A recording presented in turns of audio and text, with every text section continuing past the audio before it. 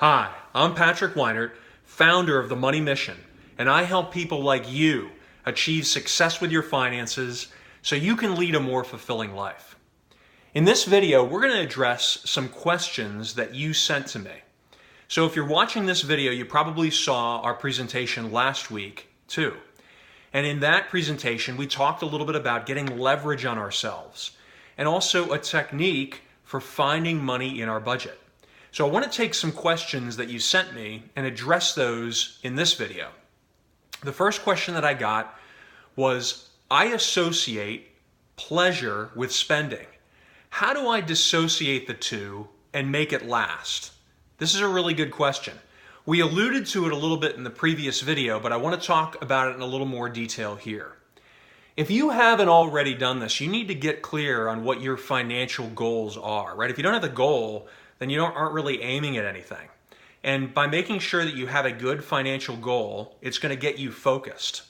Then what I want you to do is I want you to imagine that you are on your way to accomplishing that goal, right? So imagine if your goal is to be debt-free, and imagine a year from now you have a plan in place where you're paying that debt off $500 a month, just chopping it down.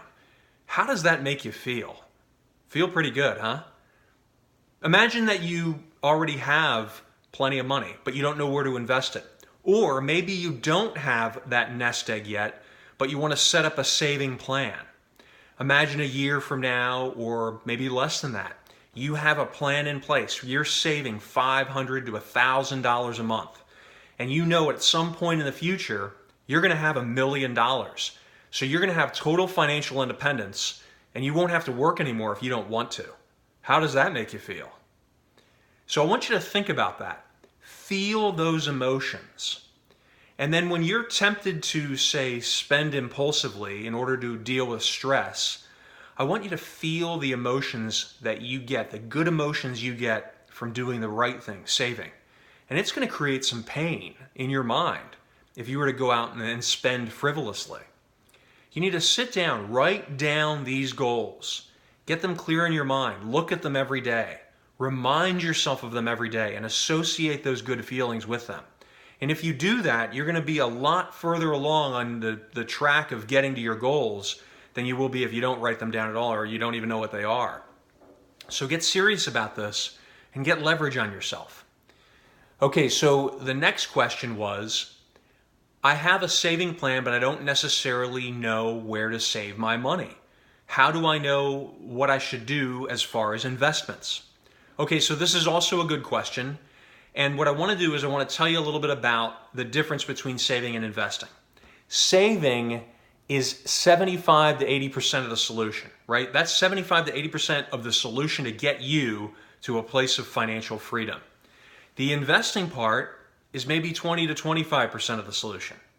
I'm not saying that the investing side is not important. It's very important. But it's not nearly as important as the saving side. And the reason why is because that is the rocket fuel behind your launch to success.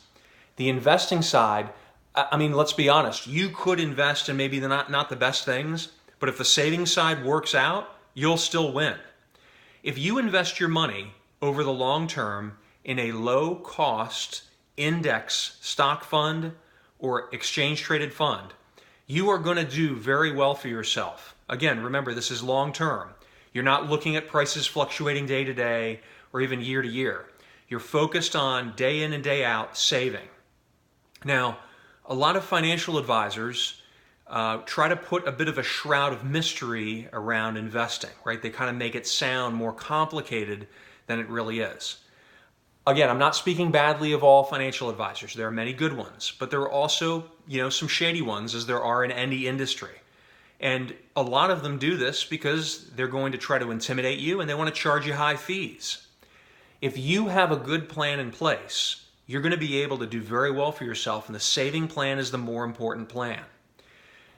Again, I'm not trying to say a financial advisor is not good to have. I encourage you to have one. And you can have that in a variety of ways. It can be simply an accountability partner. It can be someone who's a family or friend who is very good with finances. Someone who's maybe better than you, even if they aren't spectacular at it. They're a little bit better than you are. And it's someone that you go to and keep as an accountability partner to keep you on track. Even getting a financial advisor is a good thing, or a financial coach.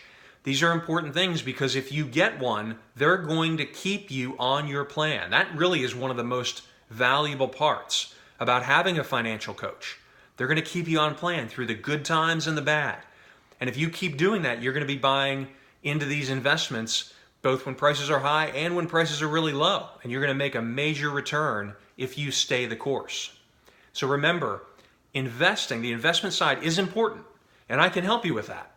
But it's not as important as the saving side. The saving side is the more important part, so let's focus on that first. And then I have another question here, and that says, I don't like to keep a budget. How do I come up with a good saving plan if I don't really want to go through the effort of putting a budget together?